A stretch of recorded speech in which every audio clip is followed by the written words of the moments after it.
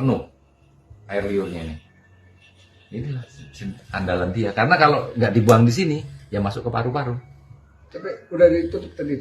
Ya belum. Tutupnya itu harus operasi lagi, naik meja operasi, bius total lagi, karena harus dibuka kan. Buka lagi.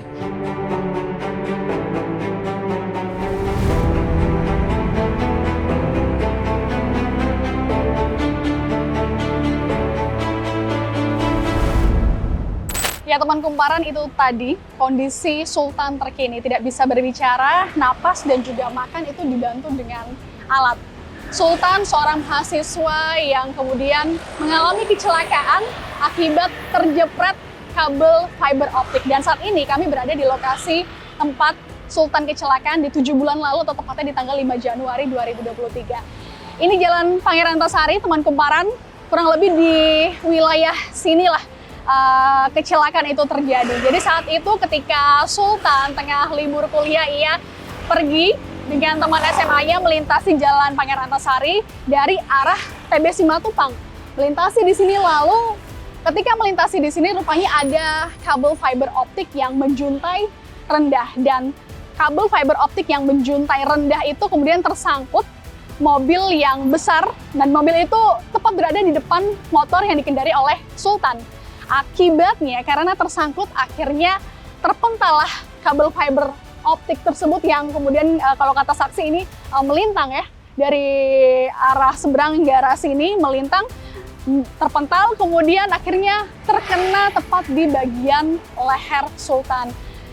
Bahasanya seperti terjepret begitu, dan kabel fiber optiknya ini tidak putus karena memang dari serat baja terbuatnya, dan juga tidak ada luka terbuka di bagian leher Sultan. Namun karena terjepret dan kemudian Sultan terjatuh di area ini teman kumparan, akhirnya Sultan ataupun juga saluran napas dan juga saluran makan dari Sultan itu terputus.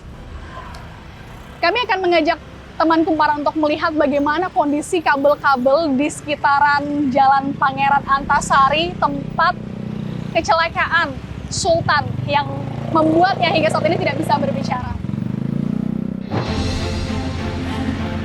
Nah, kalau untuk sekarang sih sudah tidak ada ya kabel yang menjuntai rendah dari ataupun juga melintang ke arah sana begitu teman kumparan. Tapi kalau kami perhatikan memang di pinggir-pinggir jalannya ini juga cukup banyak kabel yang semeraut begitu. Nah, mengenai kondisi Sultan saat ini masih terus dilakukan perawatan tentunya, dan untuk pemilik dari kabel fiber optik tersebut informasinya juga sudah sempat menemui orang tua Sultan di bulan Juni lalu dan akan bertanggung jawab. Namun hingga saat ini di bulan awal Agustus informasinya belum ada realisasi dari perusahaan pemilik fiber optik. Kita keliling lagi, kita coba untuk di seberang melihat bagaimana kondisi kabel lainnya.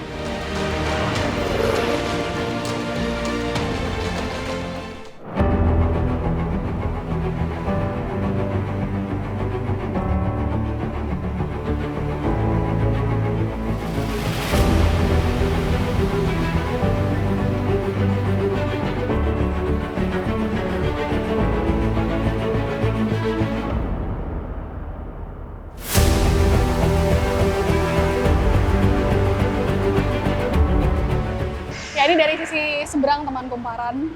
Kalau saya sebagai pejalan kaki lalu melihat ada kabel yang menjuntai rendah, ini juga rasanya deg-degan ya, berbahaya sekali tentunya, apalagi kalau misalnya tertiup angin membahayakan pejalan kaki. Tentunya tidak hanya buat pengendara yang ada di tengah jalan sini, tapi juga buat pejalan kaki seperti ini kalau ketemu kabel yang menjuntai rendah itu tentu juga membahayakan. Apalagi ini juga sebenarnya sudah diikat-ikat ya, tapi ya tetap saja menurut kami ini tidak mengurangi rasa was-was ketika melintasi Jalan Pangeran Antasari seperti ini. Dan ini tidak hanya satu titik saja, tapi di beberapa titik kami juga melihat banyak kabel-kabel yang bisa dikatakan semeraut.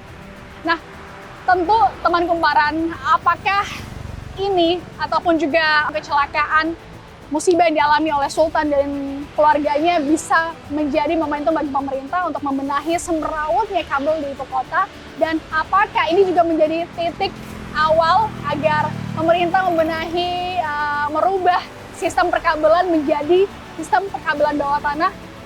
Semoga saja, kita berharap seperti itu.